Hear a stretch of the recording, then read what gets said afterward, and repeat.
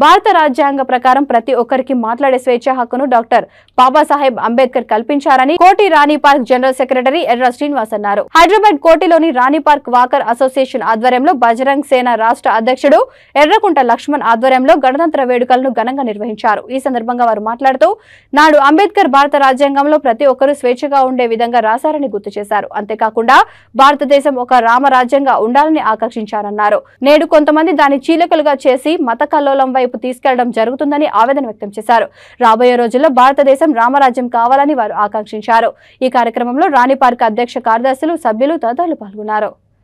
ప్రతి వ్యక్తికి కూడా గౌరవం ఉండడానికి కొరకు రాజ్యాంగము ఎవరికొచ్చి పోరా అందరూ ఏడగట్టు మనల్ని ట్రీట్ చేసేవాళ్ళు, అరే బయట కూర్చో, SIT down, stand, do this అంటే అగౌరవంగా నడుచుకునే వాళ్ళు.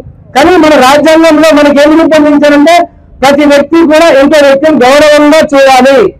డాక్టర్ బాబాసాహెబ్ అంబేద్కర్ చెప్పిన విషయాలు ఈ 3 విషయాలు: సమానత్వము, ఆర్థికంగా, సామాజికంగా, ఫ్రీడమ్ ఆఫ్ స్పీచ్ అంటే ఎవరంటే ఇష్టం వచ్చినట్టు మాట్లాడడం కాదు, మనం అందరికీ గౌరవంగా ఉండే విధంగా.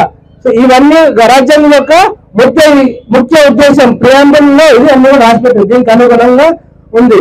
అయితే రాజ్యాంగంలో మొదటి ప్రతి ఫస్ట్ ప్రింటర్ అందులో ఇందాక గౌడ్ గారు చెప్పినట్టు రామరాజ్యం అనుగుణంగా అందులో రాముడు, హనుమంతుడు వీటన్నిటి కూడా అంటే మంచి గుణాలు మన దేశంలో ఉండాలి అనే ఉద్దేశంతో ఈ రాజ్యాంగంలో ప్రింట్ చేయబడినవి.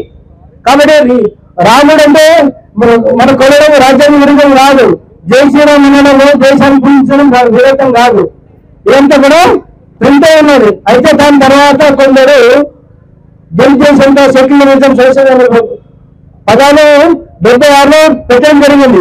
కానీ ఒరిజినల్ మొత్తం బాబాసాహెబ్ అంబేద్కర్ గారు రూపొందించినటువంటి రాజ్యాంగంలో రాజ్యం ఎలా ఏవాలి అనే ప్రింట్ లోపల రాముడు, హనుమంతుడు యొక్క చిత్రాలు ఉన్నాయి. మనం అందరం కూడా ఎవరైనా రాజ్యాంగం గురించి చెప్పినప్పుడు ముందు రాముడి గురించి మనం చెప్పాలి. రాముడి ద్వారానే రామరాజ్యం ఉంటుంది, రామరాజ్యం ఉంటేనే మన దేశం కాపాడబడుతుంది. ఈ ఉద్దేశాలు అయితే రాజ్యాంగంలో